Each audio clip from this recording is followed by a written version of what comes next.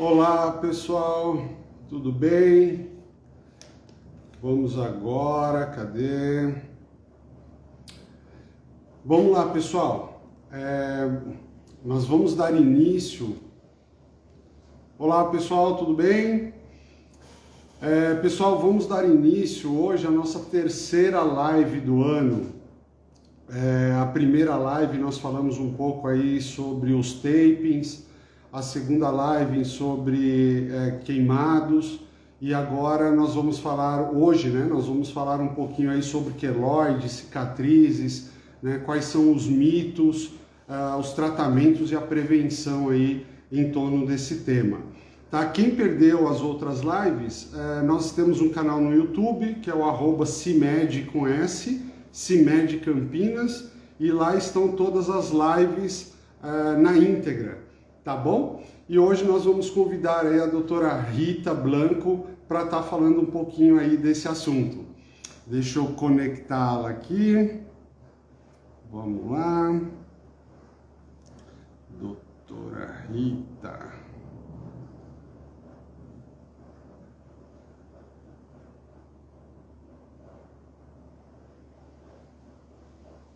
Só um minutinho.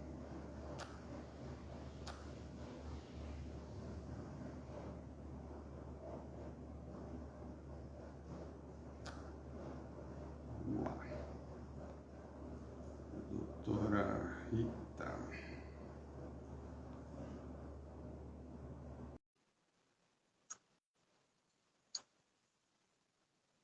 Deve estar entrando. Oi, tudo bem? Entrando aqui com a gente. Olá, doutora. Tudo bem? Como vai? Tudo bem? A senhora está vendo? Tô vendo, tudo bem. Boa noite. Ah, boa noite. Eu não estou vendo aqui a senhora. A senhora está me vendo? Está normal aí? Tô vendo. Está ouvindo tudo certinho? Tudo certo. Quem entrou tá vendo tudo certinho? Só dá um oizinho aí se está tudo em ordem, se estão enxergando.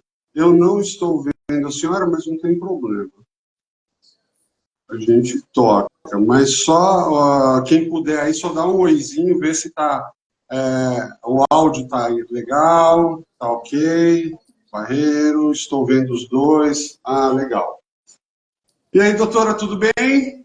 Tudo bem, obrigada. Então tá ótimo. Bom, pessoal, vamos, para quem não me conhece, eu só vou me apresentar aqui rapidamente. Meu nome é Henrique, eu estou aqui representando a CIMED, malhas pós-cirúrgicas, né, e essa ideia acabou vindo porque aí muitas clientes, pacientes e amigos têm muitas dúvidas diante aí de alguns temas, e nós convidamos aí profissionais capacitados para poder esclarecer um pouco mais dessas dúvidas aí para vocês, tá bom? E hoje nós, já agradecendo de antemão a presença aí da doutora Rita Mancebo Blanco, né, uma excelente profissional, amiga, parceira nossa aí também, né, para falar um pouco sobre as queloides, cicatrizes, quais são os mitos, né, que giram em torno desses temas também. Então a doutora Rita vai estar batendo um papo aí com a gente. Mas antes, eu gostaria que a senhora também se apresentasse, doutora Rita, até para o pessoal conhecer um pouquinho aí também da senhora. Oi, boa noite, gente. Eu sou a Rita Mancebo Blanco, sou cirurgiã plástica aqui de Campinas, atendo na Angioderme, ali no Cambuí. Sou formada pela Unicamp, trabalhei por 5 anos também no Sobrapar, ali em Barão Geraldo também. E hoje eu atendo da minha clínica privada e também pela Prefeitura de Campinas, tratando lesões de pele, cicatrizes. Ótimo. Aonde que é o consultório da senhora hoje, doutora? É na Angioderme, que fica na Capitão Francisco de Paula, 122. Bacana. Cambuí, no Novo Cambuí. Legal. Bom, e quem também tiver alguma pergunta depois, pode estar mandando aqui para nós ou para a doutora Rita, que a gente vai ter aí o maior prazer também em respondê-los. E obrigado, doutora, obrigado aí por ceder um pouquinho do tempo da senhora para poder esclarecer aí algumas dúvidas aos nossos pacientes e clientes. Eu que agradeço pela oportunidade de estar falando sobre esse tema que é tão importante e que eu acho que as pessoas têm tantas dúvidas. Então... Sim. Doutora, tem muitas dúvidas de pacientes que acabam vindo aqui na loja, dizendo se tem algumas áreas do corpo que cicatrizam melhor do que outras áreas. Isso é verdade? Isso é mito? Esclarece um pouquinho aí pra gente. Olha, assim, quanto à possibilidade de cicatrizar, tempo de cicatrização, não, elas são todas iguais, mas quanto à qualidade das cicatrizes, sim, tem uma diferença. Então, os lugares que tem pouca tensão de pele, né, que a pele fica mais quietinha, mais frouxa, costumam ter uma cicatrização melhor. As pálpebras também costumam ter uma cicatrização bem melhor. Agora, por exemplo, linha média do corpo, né? Então aqui centro, nariz, queixo, peito, barriga, são lugares tradicionalmente com maior propensão a alargamento, a espessamento das cicatrizes. Além, claro, da propensão do indivíduo. Tem outros fatores também, mas quanto ao lugar é isso. E tem algum motivo específico, doutora, para essas áreas terem uma propensão maior? Olha, quanto à linha média do corpo, não se sabe ainda por que é um pouco mais prevalente. Também no rosto tem a linha T, que é chamada testa, orelhas, nariz e queixo, também ela é um pouco mais propensa, mas a pele em si ela não tem tanta diferença. Em relação à pálpebra, tem bastante diferença, porque as pálpebras não tem uma quantidade de fibra elástica muito baixa. Então, acredita-se que não há queloides nas pálpebras por conta disso. E quanto à tensão da pele, também. Aí é independente de onde seja, mas todo lugar onde a pele fica mais judiada, a pele tem mais tensão, tem menos pele, né? A pele fica mais esticada, isso prejudica a qualidade da cicatriz como um todo. Tá. E doutora, esses dias eu estava... Opa, dei uma balançada aqui. Esses dias eu estava até conversando com uma nutróloga, né, e até surgiu aí também algumas dúvidas. É verdade que a alimentação ela pode estar influenciando no processo de cicatrização? Para o bem, sim.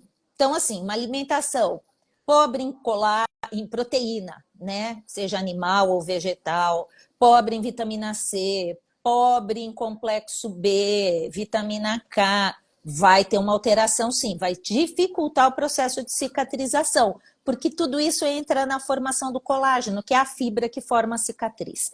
Agora, aquele mito antigo, que não posso comer peixe, não posso comer carne de porco, não posso comer ovo, isso é mito. Isso é mito.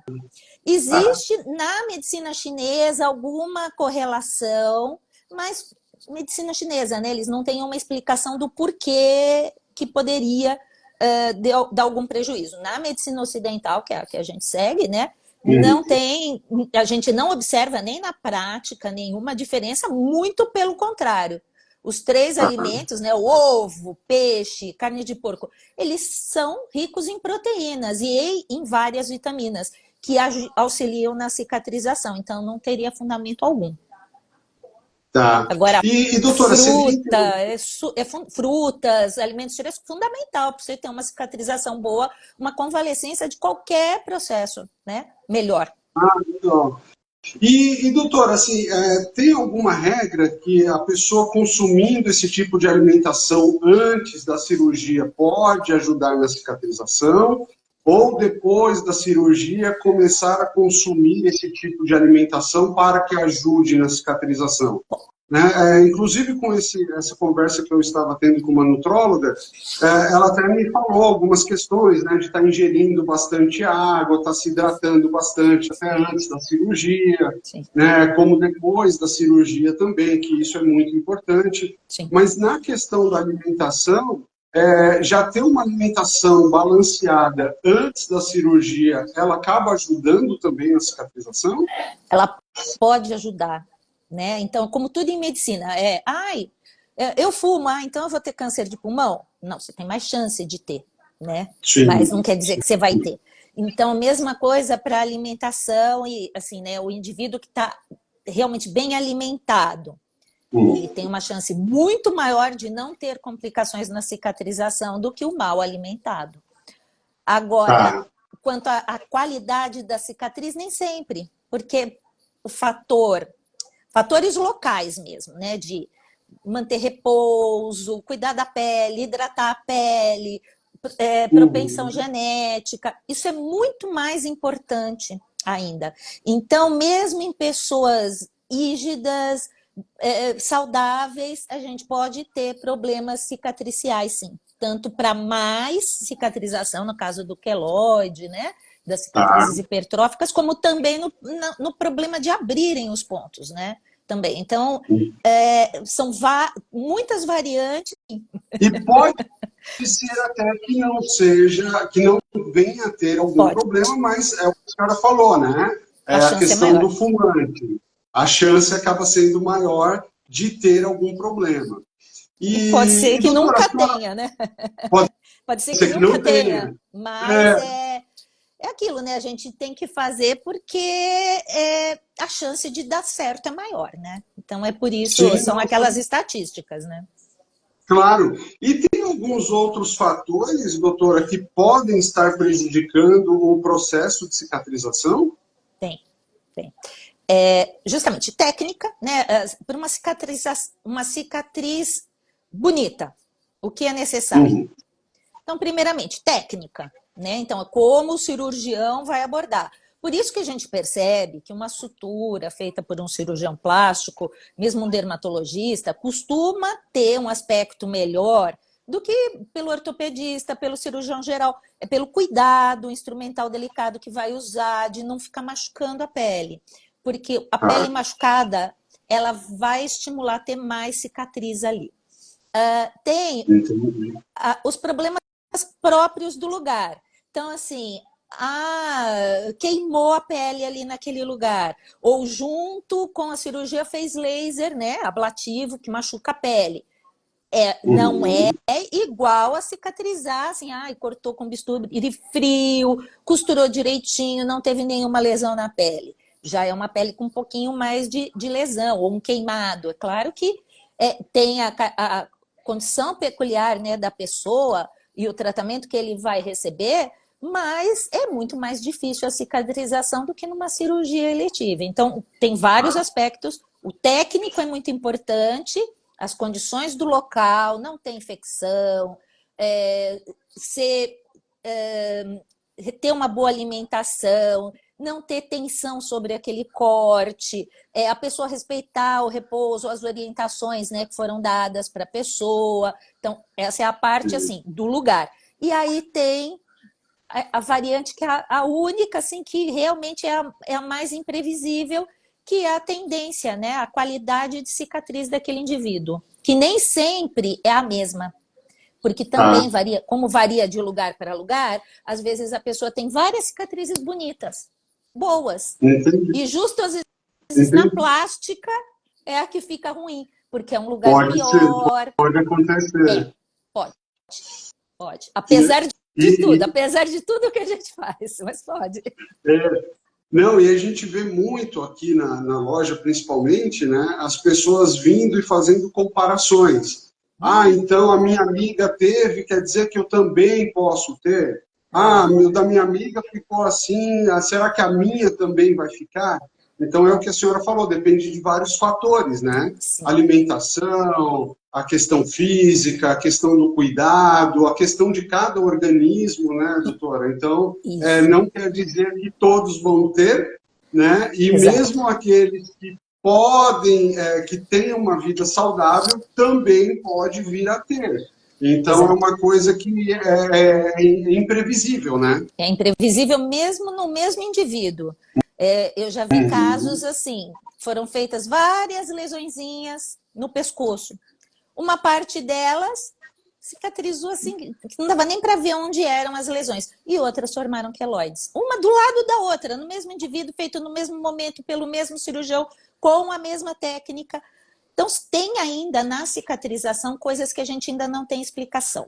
Né? A gente sabe como elas acontecem e tudo, mas o porquê mesmo que naquele local vai acontecer, não dá para prever. Então, a única coisa que a gente pode dar de garantia é um bom segmento pós-operatório para, se assim que começar a ter alguma alteração na cicatrização, a gente já entrar com tratamento para minimizar o dano. Porque não dá para prever antes e dar a garantia de cicatriz para ninguém. Claro. Infelizmente. E a senhora falou agora a respeito de queloide, né? E eu acho que até para esclarecer um pouco, doutora, o que é uma queloide? Eu estava pensando outro dia, refletindo, eu falei, cara, eu acho que um jeito mais fácil de explicar é assim, queloide é uma super cicatriz, né?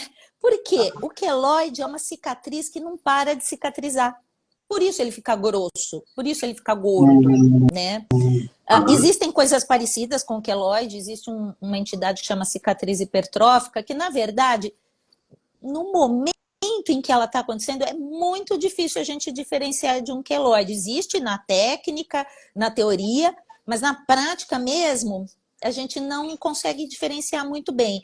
Só que a cicatriz hipertrófica é aquele assim, o indivíduo teve uma cicatriz feia, ficou que nem um bigatão na pele, e dali um ano e meio, nossa, murchou, ficou fininha. Sim. Só que sempre... Então, isso era uma cicatriz hipertrófica, mas como sequela, né, ela resolveu sozinha. O queloide não se resolve sozinho. Mas como sequela fica o alargamento das bordas, né? Fica parecendo uma estria ali. Então a cicatriz mesmo, uma parte da atividade da cicatriz cessou, resolveu, mas com um aspecto ruim, né? E no fundo é isso, é uma cicatriz que não para de cicatrizar. Se a gente não começa com o tratamento para diminuir a produção de cicatriz, o indivíduo continua e aumenta, e aquele incômodo, aquela coceira continua até começar a parar a cicatrização ali. Então, doutora, pelo que a senhora falou, nem toda cicatriz ela pode vir a ter uma queloide. Não. Né? Então, e numa mesma cicatriz tem uma parte que pode ter uma queloide e outra parte que pode não ter uma queloide. Sim, e não é raro. Por exemplo, nas plásticas corporais, né? Mamas, abdômenes, a gente percebe bem, por exemplo, o abdômen, as laterais do corte, elas não têm praticamente tensão. Então é muito, muito difícil. Acontece queloide naquele formador, assim, clássico de queloide. Agora, o meinho, aquela parte que, tipo, no lugar da cicatriz da cesárea, esse é um ponto de atenção pra gente. Uma que está no meio, né, que já é um lugar mais propenso, e é o lugar que tem mais tensão. Então, ali, volta e meia, engrossa e o resto não. Ou pedacinhos engrossaram e uma boa parte está fininha. Seja em mama, em abdômen, é até razoavelmente frequente. E aí é que a gente entra com os tratamentos, né?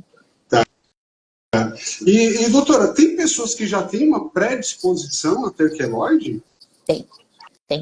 Tem porque o queloide, claro que tem as situações locais, né, de propensão, mas o queloide, ele é muito ligado a uma propensão genética. Então, a gente observa que as populações do Oriente, da África e do Oriente, então, Oriente Médio,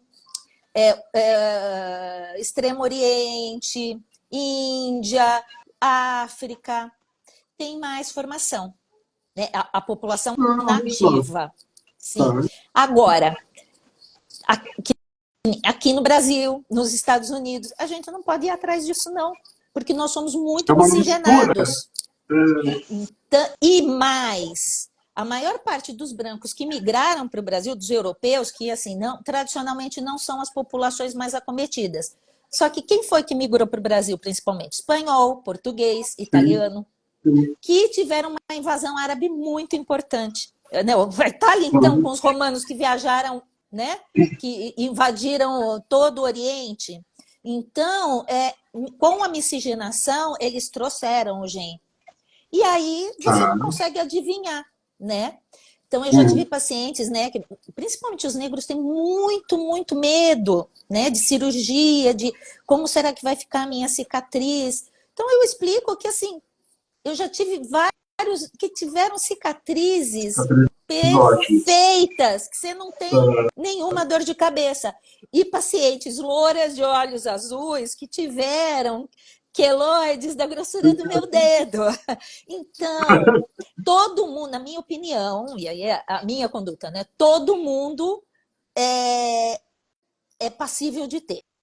Eu acho melhor eu achar que todo mundo pode ter um risco e eu acompanhar de perto todo mundo do que o inverso, de taxar esse. Então, eu acho que assim, só vale mesmo aquilo assim, tem que tomar com essa pessoa, cuidado com essa pessoa, com essa cicatrização. Ai, o rapaz é imigrante da Índia, ele é indiano e se mudou para cá. Ele é filho direto de japoneses, de coreanos. Esse tem uma chance bem alta. E eles mesmos já dizem, ai, minha cicatriz é feia, fica tudo escura, fica grossa. Esses já costumam vir já se queixando, né? Porque são... E é engraçado, no Brasil ninguém lembra deles. E eles têm muito, muito, muito, muito mais do que os nossos afrodescendentes. Se for ver, o brasileiro, o afrodescendente no brasileiro que tem miscigenação com o negro, ele tem praticamente a mesma chance de ter um queloide que qualquer outro brasileiro. Né? Eu não vejo diferença.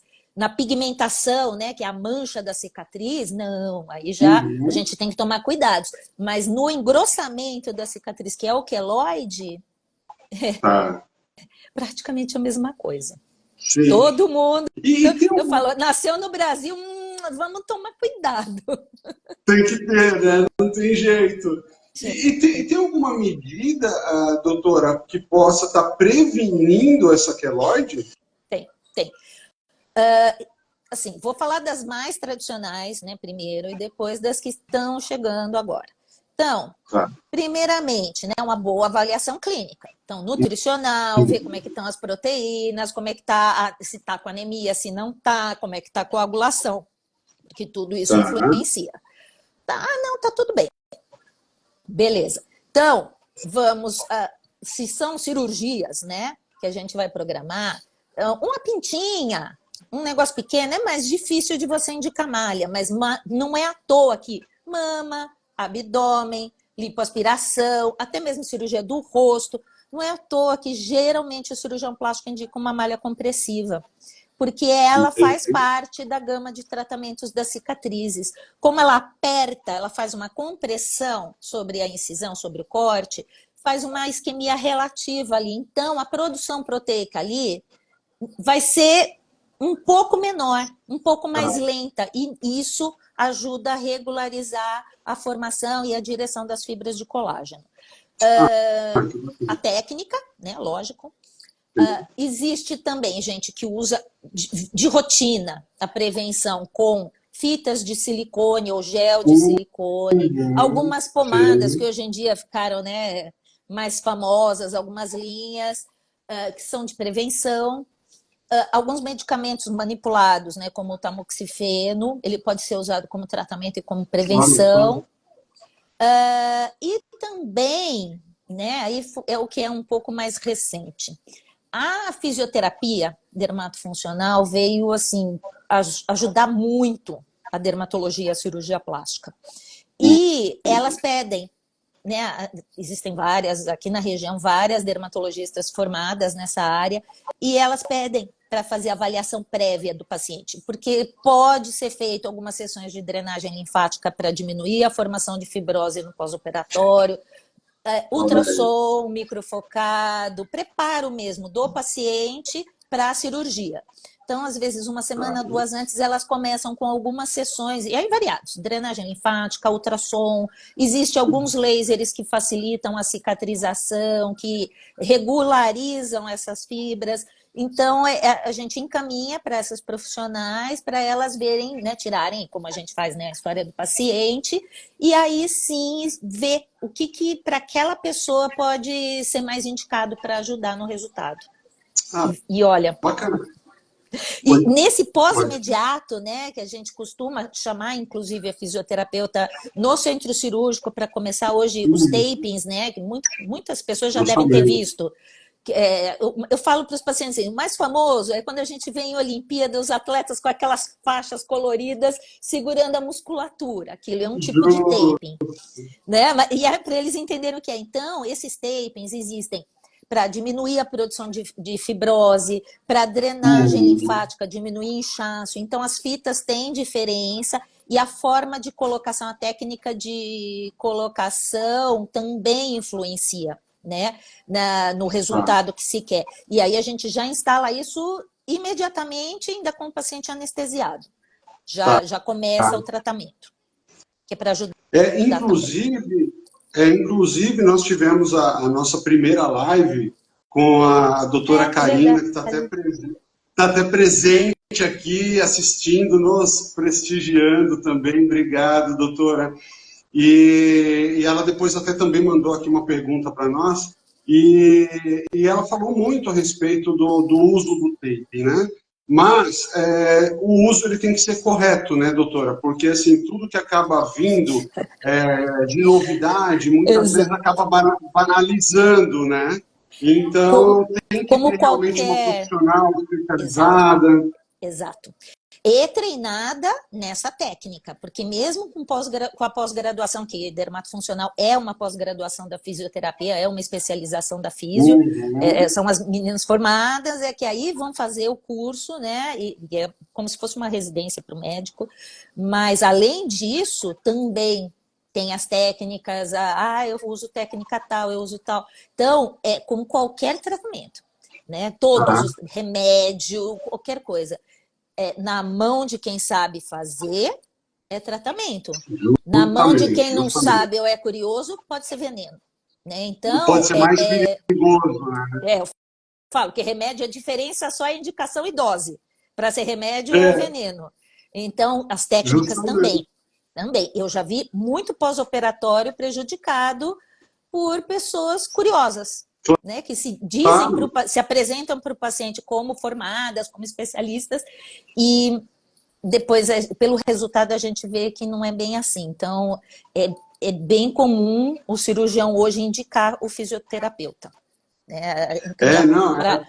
Para outro, porque você já conhece o trabalho, não é reserva de mercado, ninguém ganha, deixa eu defender, ninguém ganha porcentagem no trabalho de ninguém, mas porque a gente é uma segurança, porque tanto pode ajudar a nossa cirurgia como pode atrapalhar.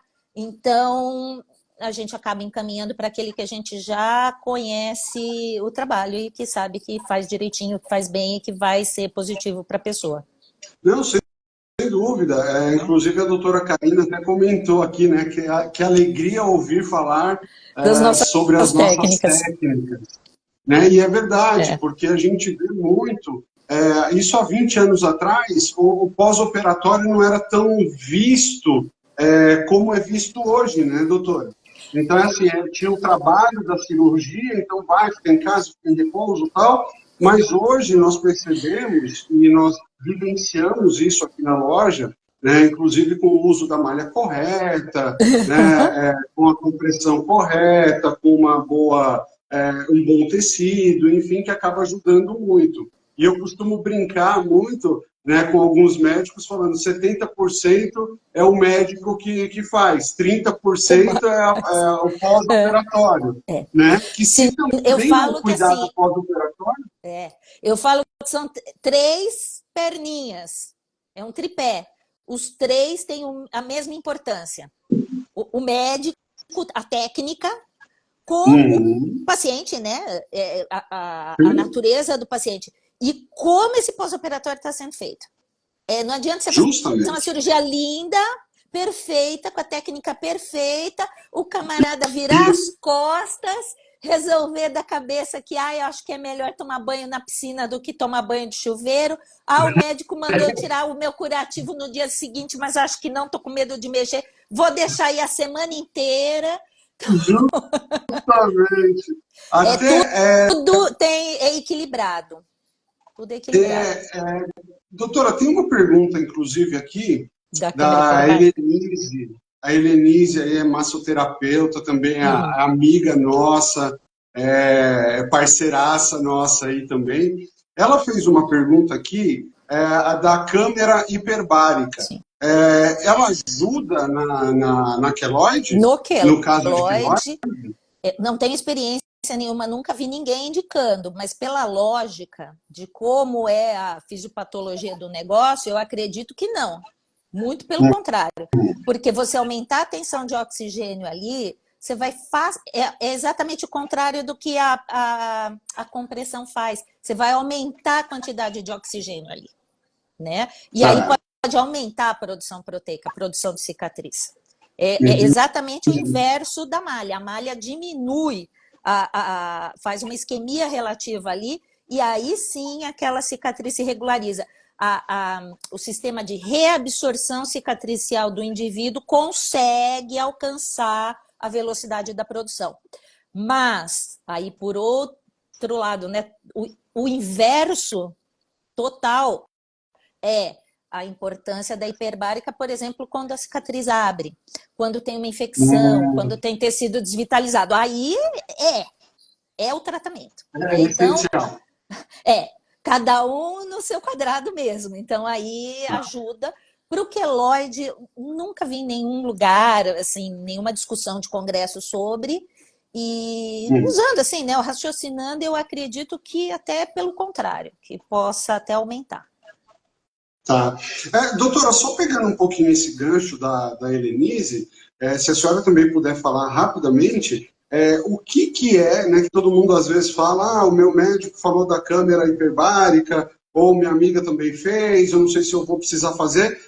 Para que é exatamente, né, em quais as situações se faz o tratamento da câmera hiperbárica?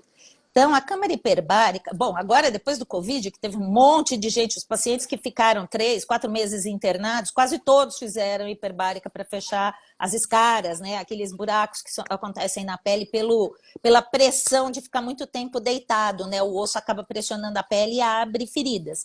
Então, justamente pela própria formação, como essa ferida é formada, a hiperbárica funciona muito bem e que foi o que ajudou a fechar a ferida de muita gente. Então, até popularizou um pouco mais. Mas ele é uma câmara, né? Como se fosse, assim, aquela câmara que apareceu na época do Michael Jackson, que dizia que ele dormia dentro. É que nem um caixão, vamos dizer, é que nem um caixão fechadinho. O paciente deita lá dentro, tem câmaras grandes, coletivas e tem as individuais. Então, o paciente entra, fica totalmente dentro ali. E aí é colocado nessa câmara mais oxigênio do que o ar, né? E aumenta a pressão. É como se você tivesse, por exemplo, a nossa pressão atmosférica é lá os 760 milímetros, né, de mercúrio. Nela é muito mais alto que isso. É como se você estivesse, por exemplo, mergulhando. Então, elas começaram a ser desenvolvidas para os mergulhadores de profundidades, de grandes profundidades, porque quando eles subiam rápido, eles tinham a doença da descompressão. Então, eles tinham que ficar nas câmaras para poder ir diminuindo a pressão sobre o organismo lentamente e eles não terem problema de embolia. E aí foi vendo, né? Aí é como tudo, a cria para um negócio. Aí começam a ver as outras utilidades. E para a cicatrização é ótimo. É ótimo. Que bacana. Eu particularmente não sabia, né, dessa origem da câmera hiperbárica. Né, que a gente ouve falar muito que ajuda na cicatrização, mas a Helenise até colocou aí essa dúvida, né, se também ajudaria, mas pelo jeito, ela pode ajudar na cicatrização, mas não no processo de formação de queloide, correto? Para quando precisa cicatrizar e não quando cicatrizou demais. Tá. E, doutora, assim, quanto tempo, em média, leva para uma cicatriz ela voltar a ter a cor, né, a cor normal do corpo mesmo, da pele? Tem algum Demora. tempo para isso? Tem. Porque geralmente ela fica mais escura e depois ela vai clareando, né? E tem um tempo para isso? Olha, tem. A cicatriz, por incrível que pareça, porque a gente acha assim, ah, fechou, grudou as bordinhas, tirou os pontos, está cicatrizado. Não, só está grudadinho. A cicatrização ela fica ativa por até 2 anos, por incrível que possa Olha parecer. só. Então, a média de melhora do aspecto da cicatriz é de 6, 8 meses. Então, a grande atividade de uma cicatriz é nesse tempo. Por isso que ela fica bem vermelha. Porque o corpo é sábio, a natureza é sábia. A gente é reflexo de uma evolução aí milenar, né? De milhões de anos para fazer a coisa certa. Então, o corpo identifica que ali está faltando tecido, que houve uma ruptura ali da proteção. Então, vamos fazer uma proteção ali o mais rápido Tá. possível. Então, dilata todos os vasos sanguíneos para chegar mais célula e mais nutriente para poder produzir a cicatriz. Além disso, também, as células produzem mais do que é necessário. Por isso que nem cesárea é o corte mais comum, mais famoso, que todo mundo provavelmente já teve contato com ele. E você põe a mão assim, logo depois, uns meses depois, é tudo empedrado em volta, não é só o corte. Tá. Uma parte grande em volta da gordura também fica dura, porque o corpo produz mais cicatriz do que ele precisa para segurar logo ali, fechado. Entendi. Conforme vai passando o tempo, é que vai absorvendo e vai amolecendo. Então, Tá. isso demora meses. Na média das pessoas, 6, 8 meses, a cicatriz já está razoavelmente madura. Agora, uma pessoa que é muito, muito branquinha, essa é 1 ano e ainda tem um vermelhinho lá. Entendeu? Porque nela, como é muito clarinha, percebe essa dilatação das veias por muito mais tempo. Tá. Ou E fora os os casos de cuidados, né, queloide. doutora? Sim. Que Sim. aí Todos é o eles também protetor ajudam. solar, né? Não ficar exposto ao sol, protetor solar. Que tudo Né? Eu acho que isso isso. também acaba ajudando até essa cor voltar até um pouco mais rápido, né? Ou não? Então, o sol e o atrito, fricção, eles estimulam a manchar, que são coisas, para o leigo, às vezes parece que é a mesma coisa. Para o médico, a gente consegue diferenciar. Está vermelho por causa da cicatrização, pela dilatação das veinhas, ou Tá. está manchando, né? Que aí é produção do pigmento normal da pele, né? E a pele de todo mundo. Quando tem uma inflamação, uma das reações é produzir pigmento para tentar proteger aquela pele. Sim, sim. Então, por isso que operou, fez tratamento da pele, fez laser, fez luz pulsada, fez qualquer coisa, a dermatologista fica desesperada e manda usar o filtro solar.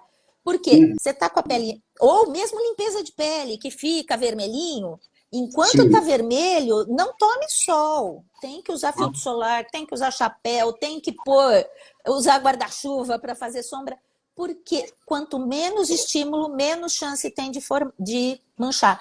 Então, o sol, né? Por isso, Sim. protetor solar. Cicatriz seca, ressecada, ela vai inflamar mais e ela pode manchar mais.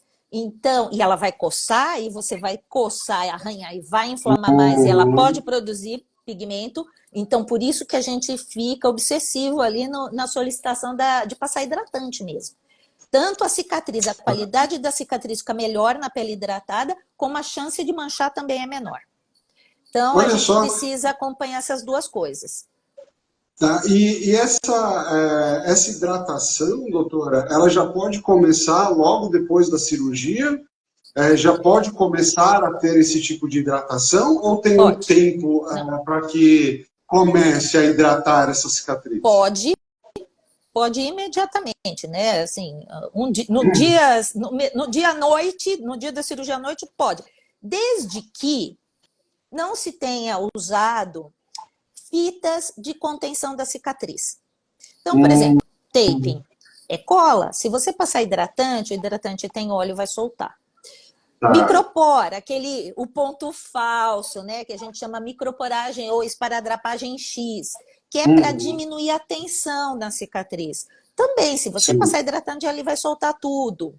Às vezes claro. a gente faz suturas que por dentro da pele, que é o intradérmico, dito ponto de plástica, que se é com fio absorvível, a gente costuma deixar, mesmo com o nylon também, uma entrada e uma saída soltas, né, ponta, no começo e no final da cicatriz.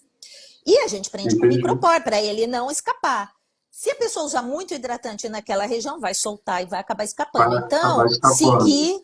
seguir a orientação do médico. Se não Tá. tem nada, não tem nenhum empecilho, pode. Uhum. Mas dependendo se está usando algum, por exemplo, quando usa cola, né? Tem só a cola e tem a cola com a telinha. Né? Uhum. Então, quando usa a telinha, também, se você usar hidratante demais, ela vai soltar mais rápido. E aí vai Tá, diminuir o efeito dela. Né? Então, tá. tem esses. Inclusive, eu ia até perguntar isso mesmo, né? Que hoje tem muitos médicos utilizando a cola, né? Sim.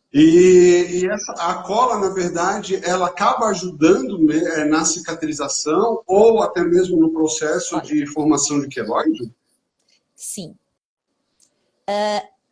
Eu não Hum, tenho muita experiência. Minhas pacientes todas ficam, né? Começam, não, acho que eu não vou gastar com isso, né? Depois, não sei se vai ser difícil para tomar banho, e reclamam. E aí uhum, acabam optando pela sutura mesmo com fio. tá. Mas toda a ideia da cola é, primeira coisa, não deixar entrada e saída na pele. Hum, Segunda hum, coisa, fechar hermeticamente o corte.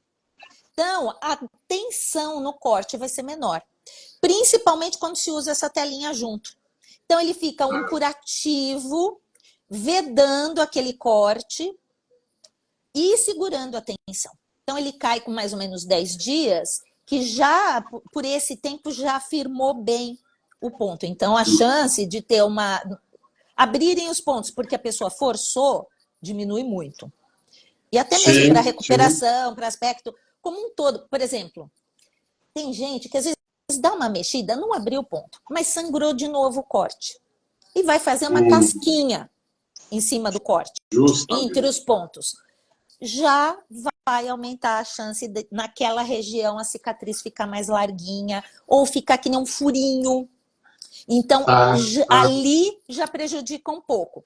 A cola não deixa acontecer isso.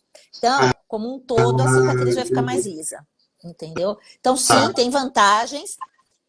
Tem a preguiça de muito profissional, porque você tem que fechar muito bem, você tem que fazer uma hemostasia, né, que é controlar o sangramento muito maior ainda do que o habitual.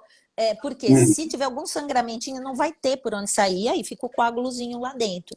Então, tem os cuidados que sim. precisa ser tomados, mas, de forma geral, é uma contribuição para uma cicatriz melhor, sim. É mais uma Ah, que coisinha bacana. que pode se somar.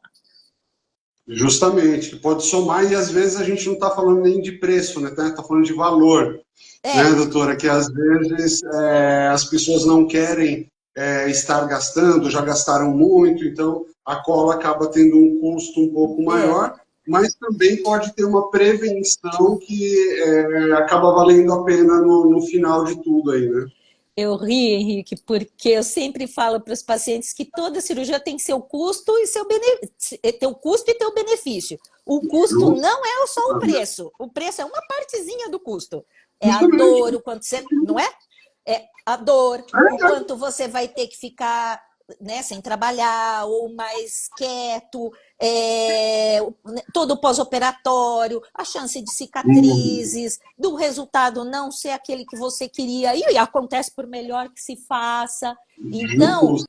é, a cola entra nisso, aumenta o custo financeiro, mas aumenta o benefício. Então, a balancinha continua equilibradinha, né? A balancinha do Justamente. custo-benefício. Não, e a senhora falou isso e nós até conversamos, né, doutora, a Sim, respeito disso, né? Há alguns dias atrás que eu fui visitá-la e realmente a importância hoje dessa equipe multidisciplinar, né, estar junto com a paciente, tanto o fisioterapeuta, nutricionista, o próprio cirurgião, um psicólogo, O né, dermato. acompanhar isso, porque hoje a gente vê muito a questão da rede social, né, então as pessoas elas querem ficar parecidas com as outras, né, e muitas vezes não, ninguém vai ficar parecido, porque cada corpo é um corpo, cada organismo reage de uma forma, né? Então, hoje a gente vê muito que as pessoas estão indo por um caminho que às vezes não é só para agradá-las, Não, né? E é para agradar o aí outro. essa equipe multidisciplinar acaba ajudando muito nisso, né, Muito, doutor? muito. Na verdade, as pessoas pararam, assim, a beleza do ser humano é ser único. Ninguém é igual a Uhum. ninguém. E se a Sim, gente sim, tenta massificar a aparência, você perdeu o que é belo em você. Então, a justamente. cirurgia plástica, o Ivo Pitangui falava muito sobre isso. Primeiro, vai a queixa do paciente. E aí depois a técnica. E a gente tenta somar, ir de encontro um com o outro. Muitas vezes não é possível. E Claro. não existe, eu quero ficar com a boca da Angelina Jolie. Não. Eu não gosto da minha boca, eu acho fina e eu gostaria de aumentar o meu lábio um pouco. Aí Mas não você vai pode. ficar igual ao da Mas não, Angelina Jolie.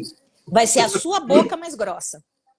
O Sim, nariz, sim. mesma coisa. A pálpebra, tudo na gente é único. Graças a Deus! Porque É, senão, qual a diferença de imagina, você e da sua vizinha? Não ia ter. ia ficar todo mundo igual. Tanto faz, e não é assim. Graças É a Deus a verdade. gente é único. É aí que está a nossa Não, beleza. É realçar o que a gente tem de diferente. Então, até uhum, etnicamente, as plásticas precisam conservar o aspecto étnico da pessoa, sim, porque senão ela fica sim, esquisita, porque ela é um todo de claro. evolução daquele organismo. Ela é um todo. Então, não dá para um árabe que tradicionalmente tem um nariz grande, um rosto maior, mais anguloso, querer ficar com o narizinho do Brad Pitt, por exemplo. Não vai Imagina, ficar doutora, ridículo, imagina eu vai ficar com o feio. narizinho com o Brad Pitt. Ou homens, É, independente da sua, ou homens, né, independente da sua, do seu gosto, né, sexual ou mesmo estético, a estrutura do homem é diferente da estrutura da mulher, do rosto. Então, narizes ou pálpebra, mandíbula do homem precisa ser diferente da mulher. Não pode fazer uma coisa tão delicada num rosto que é mais anguloso. Fica estranho, perde a personalidade. Você pode fazer justamente. pequenos ajustes para a pessoa não se sentir, né? Um papagaio, ou, nossa, o meu Uhum. nariz é muito desabado. Você pode melhorar alguns aspectos, mas tem que respeitar a etnia da pessoa. É aí que ela vai ficar bonita. Porque E aqui, senão, e assim, é para ele a cirurgia, é sim, totalmente personalizada, é para ele. Não não, dá para a gente pegar um sem molde e fazer dúvida. tudo igual, para nada. E aqui, será que tem jeito, doutora, de dar uma melhoradinha ainda? Sabe que eu nunca reparei no teu nariz pessoalmente? Porque na minha cabeça, para mim, na minha opinião, homem tem nariz grande. Na minha visão, gente, é só olhar o Tom Cruise, olha o nariz dele bem. É pequenininho. O homem alguma vez na vida foi feio? Então Pois não tá, é. não tá aí, né?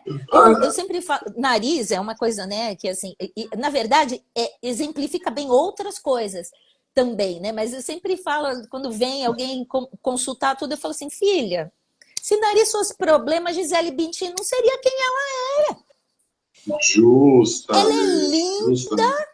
ela é linda sem maquiagem no avião dormindo, ela é linda. De legging e camiseta. E ela tem um nariz perfeito? Não tem. Não, não tem, não tem. Capaz que se E mudasse o nariz não seria tão bonita. é Entendeu? verdade, é verdade. É a questão mesmo da personalidade da pessoa, né? E quando a gente começa a ver que começa a ter muitas alterações, É engraçado, porque começa a ficar tudo a mesma cara, né? E aí fica o esquisito, né? O esquisito. Aquelas coisas que o povo fala que é a isso mesmo. desarmonização facial, né? Demonização facial. É, Porque tenta colocar todo mundo dentro do mesmo molde. Não é assim. Não pode para justamente. nada. Doutora, tem muita gente que acaba fazendo tatuagem em cima da cicatriz depois para dar uma disfarçada. Esse tipo de tatuagem em cima de cicatriz pode prejudicar. E assim, quanto tempo depois da cirurgia, se caso a pessoa queira estar fazendo uma tatuagem, pode ser feito? Então, pode prejudicar? Pode. Todas prejudicam, Sabe? não. Primeiro, tempo depois do procedimento. Se você fizer algo muito precocemente, você vai estar lesando, traumatizando um tecido que está em cicatrização. E você pode aumentar a chance de fazer um queloide ali. Primeira coisa. Segunda coisa, você pode estar querendo disfarçar algo que daqui uns meses não seria mais tão visível assim. Então, e a longo prazo. Então, eu quer fazer uma tatuagem. Então, primeira coisa, consulte seu médico, seu dermatologista, seu cirurgião plástico, para ver se ali aquela cicatriz já não tem mais atividade celular, né, já está já em repouso. Segunda coisa, se não tem lesões cutâneas na região. Porque se tiver uma pinta que talvez tenha alguma característicazinha que a gente precise acompanhar, a tatuagem cobre. Vai cobrir. Exato. Então, não se deve, por exemplo, fazer tatuagens em áreas com pintas, porque você não vai conseguir mais acompanhar o aspecto dela e talvez você só perceba que aquilo virou um câncer tarde demais. Não é que a tatuagem não provoca, tá? Não provoca. Claro, Ela cobre e aí você não consegue ver se está tudo bem ou não ali. Então, primeiro, um ponto principal é isso. Outra coisa assim que me incomoda bastante quando eu vejo essas tatuagens sobre cicatrizes. Por quê? Principalmente assim, de abdômen, de mama. Gente, um dos princípios para você disfarçar um defeito, algo que você não goste, é você chamar a atenção para outro lugar, não para aquele lugar. Então, a tatuagem chama a atenção. Aí a coitada faz uma dermolipectomia, né, de abdômen, uma plástica abdominal, faz um corte reto, faz uma tatuagem reta, um ramo reto ali naquele corte todo. Aí fica na cara, aquela cicatriz salta aos olhos, fica na cara que ela tem uma cicatriz ali. Boa ou não. Eu tenho uma paciente que tinha uma cirurgia, precisou fazer uma cirurgia do umbigo para baixo, era mediana, e aí ela fez isso. Eu vou tatuar. Só que fez um raminho reto, ou seja, aí que ela via mesmo. Chamou mais atenção. E mesmo assim, a cicatriz estava muito ruim, deformava a tatuagem, e precisava fazer uma correção cirúrgica dessa cicatriz. Então, para fazer essa remoção, eu tirei praticamente a tatuagem inteira. Então, a paciente continua... né? Porque a pele estava ruim, estava muito... Foi uma cirurgia de urgência, então ficou muito repuxado, muito grudado por baixo, né? Então, ela retraiu, assim. E aí, deformava a tatuagem, via do mesmo jeito. E para conseguir tirar tudo isso, a tatuagem praticamente foi embora, ficou só um lacinho no começo dela. E aí, conclusão, a cicatriz ainda está lá, ela começou a fazer um queloidezinho que a gente está tratando, já está bem macio, já está na fase que ela está só com creme hidratante, mas ela está mais feliz hoje vendo o corte do que antes com a tatuagem. Ela acha que, porque agora a cicatriz está fina, agora ela não está mais aderida, então ela vê menos do que ela via antes. Então tem até esse aspecto. Pensem bem. Eu tenho uma cicatriz, sei lá, sofri um acidente, fiquei todo manchado no braço. Você quer fazer um leão? Quer fazer um dragão? Tudo bem. Ok.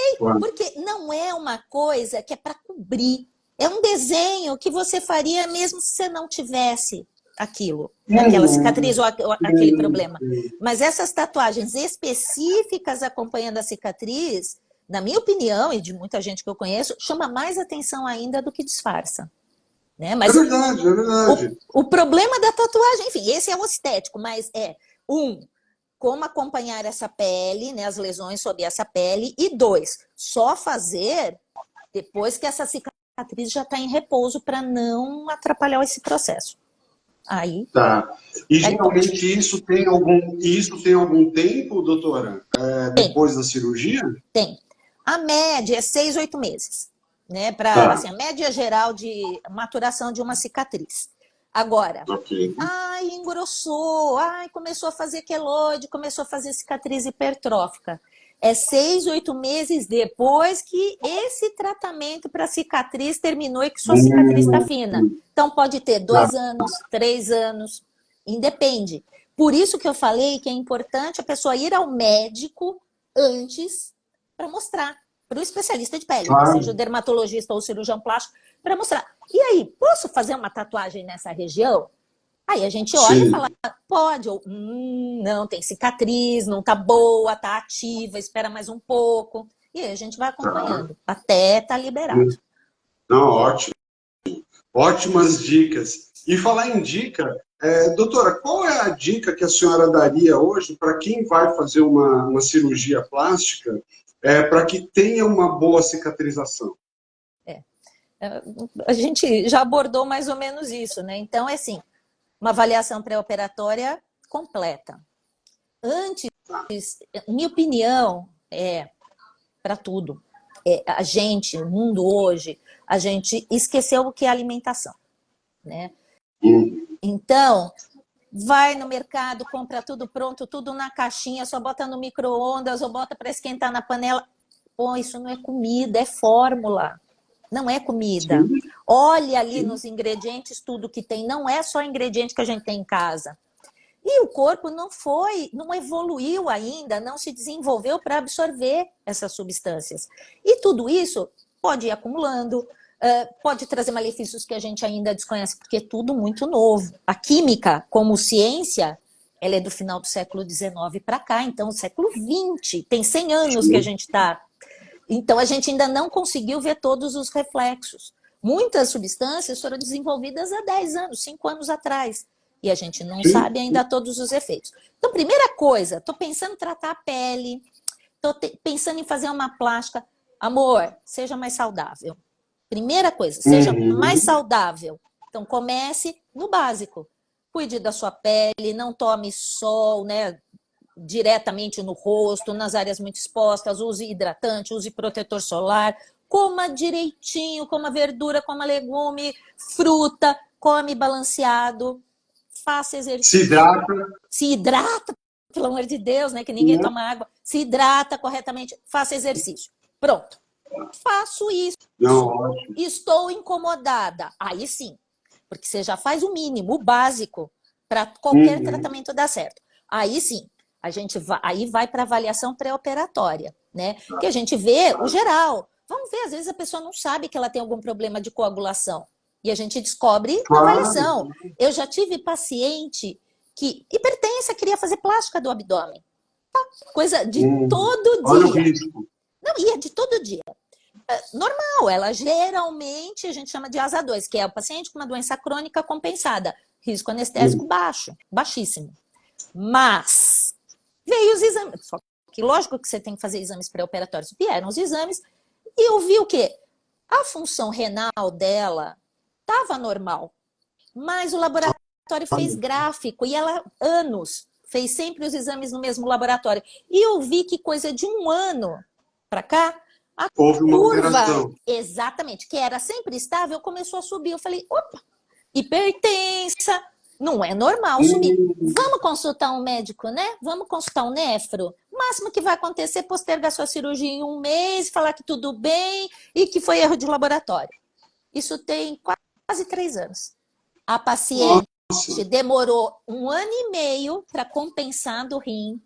Ela já tinha perdido 50% da função renal e assintomática. Nem o cardiologista tinha percebido. Eu percebi porque o bendito do laboratório mandou gráfico.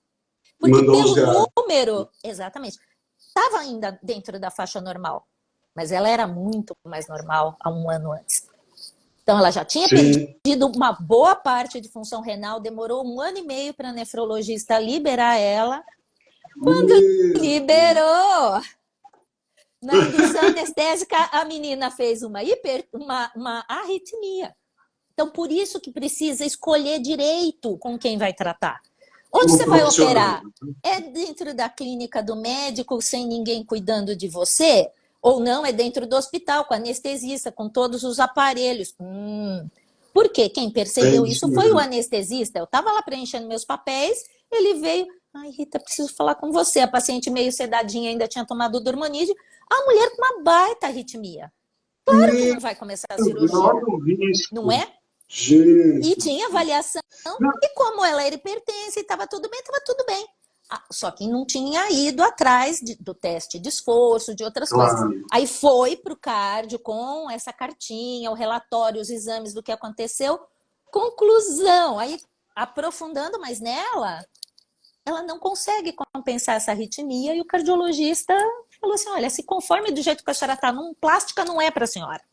Deixa para um dia uma emergência, porque a senhora vai estar correndo um risco desnecessário. É um risco. Então, exato, isso são exceções. A grande maioria das pessoas, independente de idade, está apta.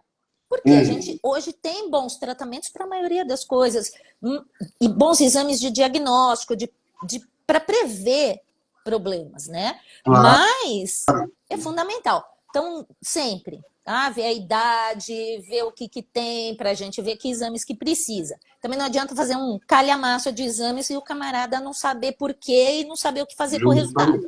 Né? Não é isso, mas para cada problema tem uma listinha de coisas que a gente precisa ver. É hipertensa? Vamos conversar com o cardiologista. Cheia de alergias? Vamos conversar com o imunologista, preparar a senhora. Não é impossível fazer, mas tem que estar preparada. Logo eu vou fazer uma paciente assim, que ela já teve 3 choques anafiláticos. 3.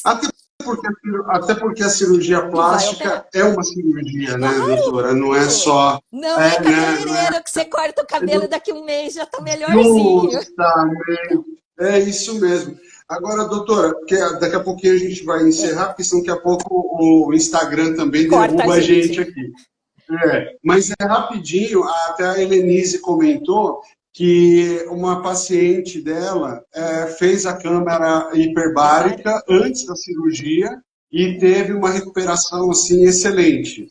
Então, até ela comentou aqui que fez antes. Então, é legal saber, são protocolos novos que ainda provavelmente devem estar começando os estudos, ainda não são muito comentados assim como um todo, né, para a comunidade da cirurgia plástica em geral. Mas é bom saber. É bom saber que existem alguns protocolos para a gente se informar. É interessante. Que teve uma ótima recuperação. A doutora Karina, ela tinha mandado, já que a gente abriu uma caixinha lá de perguntas, e ela tinha até mandado para nós, em que momento deve começar a cuidar da cicatriz?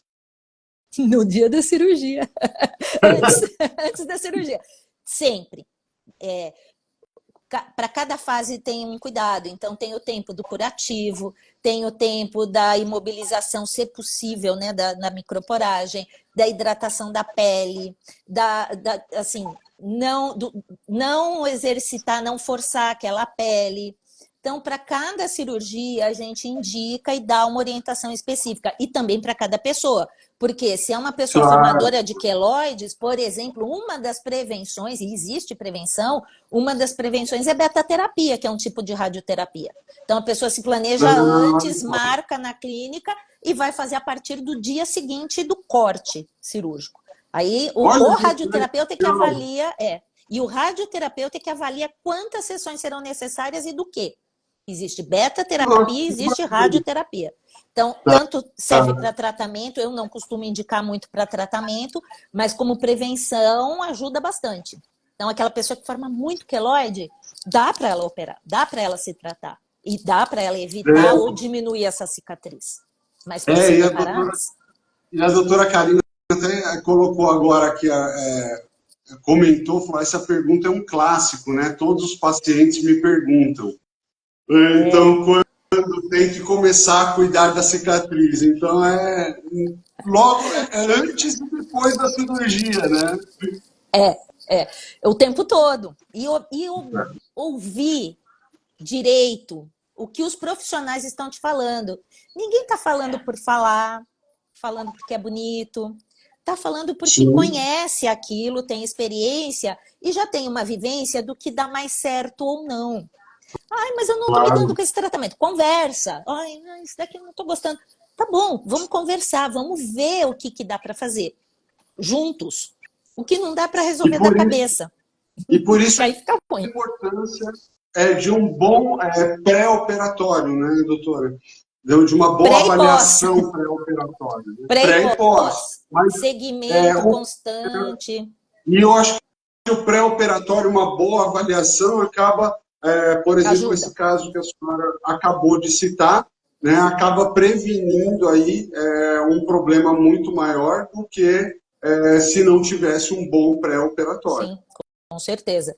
né? E como um Ah, todo, legal. né? A gente precisa se comunicar, né? O profissional, o paciente precisa ter empatia, precisa, empatia não, simpatia, né? Pelo Sim, sim. médico. Então, não adianta você se operar ou se tratar no médico que é famoso, não sei o quê. Se você não gostou dele, porque cada Sim. um tem o estilo de médico que cabe para ele. Tem o camarada que explica mais, que conversa mais, tem um camarada que é mais quietão, tem um camarada que resolve sozinho. Para cada pessoa, aquela pessoa vai ser boa para aquele paciente, entendeu? Tem que Justamente. casar, né? Justamente, o O casamento tem que ser binômio perfeito. ali.